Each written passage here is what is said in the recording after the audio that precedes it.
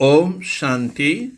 15/4/2025 செவ்வாய்க்கிழமை. வாணி தரும் வசந்தம்.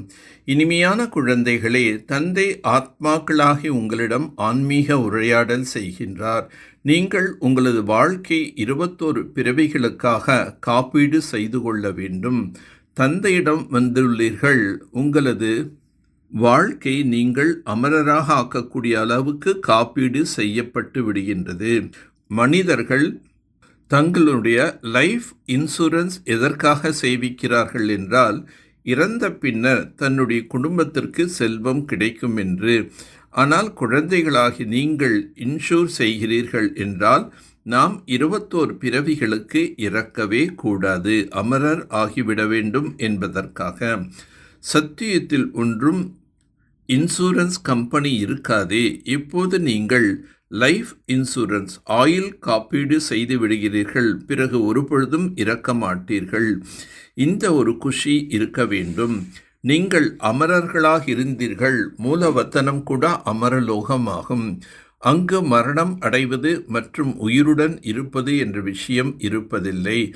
ஏனென்றால் அங்கு ஆத்மாக்கள் வசிக்கக்கூடிய இடம். தூய்மையாக இருந்த ஆத்மாக்களாகி நாம் தான் பத்தித்தமாக ஆகியுள்ளோம். மீண்டும் நாம் தூய்மையானவராக ஆக வேண்டியுள்ளது. அதற்காக இனிமையான தந்தையை நினைவு செய்ய வேண்டும். அவரை விட இனிமையானவர் எந்த ஒரு பொருளும் கிடையாது. நினைவு செய்வதில்தான் மாயை தடைகளை ஏற்படுத்துகின்றது. நாம் வானப்பிரஸ்த நிலையில் இப்பொழுது உள்ளோம். வானப்பிரஸ்த நிலையில் இருந்தாலும் நகரத்தில்தான் வசிக்கின்றார்கள். சந்நியாசிகளோ வீடு வாசலை விட்டு காட்டுக்கு சென்று விடுகிறார்கள். தற்கால வானப்பிரஸ்திகளிடம் எந்த ஒரு வலிமையும் இல்லை.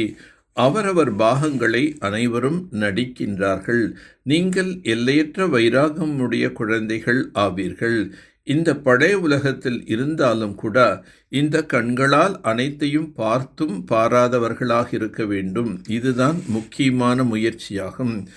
தற்காலத்தில் சாகவாச தோஷம் மிகவும் அசுத்தமானது. நல்ல தொடர்பு உயர்த்தும், தீய தொடர்பு வீழ்த்தும். இது விகாரக்கடல் வைஷ்யாலயமாக இன்று உலகம் உள்ளது. ஆகவே குழந்தைகள் எச்சரிக்கையாக இருக்க வேண்டும்.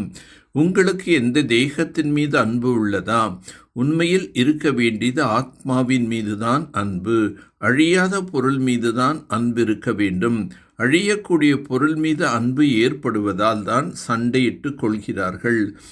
ஆகவே ஆத்மாக்களின் மீது அன்பு செலுத்துங்கள். மகிமைகள் முழுவதும் இந்த சங்கம யுகத்தினுடையதாகும். இப்பொழுதுதான் தந்தை வந்து உங்களுக்கு ஞானத்தை புரிய வைக்கின்றார். இதில் ஸ்தூல விஷயங்கள் எதுவும் கிடையாது. அசுத்தமான எண்ணங்கள் கொண்ட ஒரு சில குழந்தைகள் இவ்வாறு நினைக்கின்றார்கள். எனக்கு இன்னாரை மிகவும் பிடித்துள்ளது. இவளுடன் நான் கந்தர்வ விவகாரம் செய்து கொண்டு விடுவேன். ஆனால் கந்தர்வ விவகாரம் எப்பொழுது செய்விக்கப்படுகின்றதென்றால், நண்பர்கள் உறவினர்கள் ஆகியோர் மிகவும் தொல்லைப்படுத்தும்போது அதிலிருந்து காப்பாற்றுவதற்காக செய்யப்படுகின்றது. பெயர் ரூபத்தில் மனம் ஈடுபட்டு விடுகின்றது. இதுவோ மிகவும் மோசமான விஷயமாகும். கந்தர்வ விவகாரம் செய்வது என்பது ஒன்றும் சித்தி வீடு அல்ல. ஒருவர் மீது மற்றவருக்கு மனம் ஈடுபட்டுவிட்டால் கந்தர்வ விவகாரம் செய்வோம் என்று கூறிவிடுகிறார்கள். யார் மீது மனம் ஈடுபட்டுள்ளதோ அவரிடமிருந்து நீங்கள் விலகி இருக்க வேண்டும். இல்லை என்றால் பேசிக்கொண்டே இருப்பார்கள். இந்த சபையில் மிகவும் எச்சரிக்கை கொள்ள வேண்டும். எந்த குழந்தைகள் ஆன்மீக சேவையில் மும்மரமாக இருக்கின்றார்களோ, யார் யோகத்திலிருந்து சேவை செய்கிறார்களோ அவர்களே சத்திய ராஜதானி ஸ்தாபனை செய்வதில் உதவி செய்பவர்களாக இருக்கின்றார்கள். இச்சமயம் குழந்தைகளாகி நீங்கள் பாக்கியசாலி ஆவீர்கள். உள்நோக்கு முகமானவராக ஆகி நமது நிலையை உருவாக்கி கொள்ள வேண்டும். நான் ஆத்மாவின் எனது சகோதர ஆத்மாவுக்கு தந்தையின் செய்தியை அளிக்கின்றேன். இதுபோல் ஆத்ம உணர்வுடையவராக ஆகுவதற்கு தனக்குள் முயற்சி செய்ய வேண்டும். ஆன்மீக சேவையில் ஆர்வம் கொள்ள வேண்டும். தனக்கு சமமாக ஆக்குவதற்கான முயற்சி செய்ய வேண்டும்.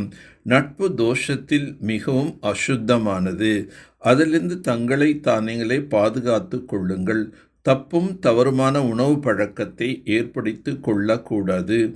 உலக நன்மையின் காரியத்தில் எப்பொழுதும் மும்மரமாக இருக்கக்கூடிய உலகத்தின் ஆதாரமூர்த்தி ஆவீர்களாக.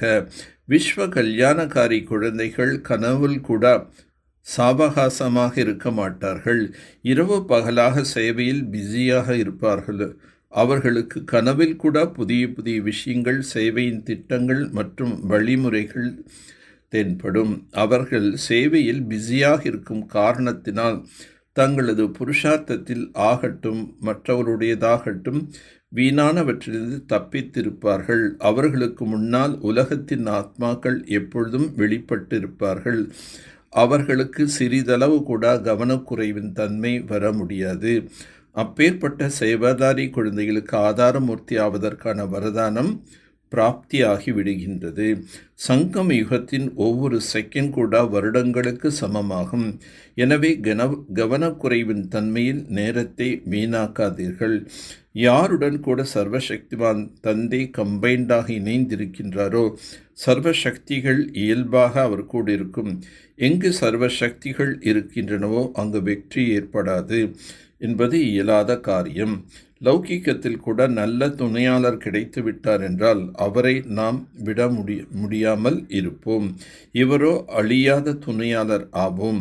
ஒரு பொழுதும் ஏமாற்றக்கூடிய துணை அல்ல, எப்பொழுதுமே துணை ஏற்று நடத்தக்கூடிய துணையாளர் ஆவார். எனவே எப்பொழுதும் கூடவே இருங்கள். நல்லது. ஓம் சாந்தி, ஓம் சாந்தி, ஓம் சாந்தி.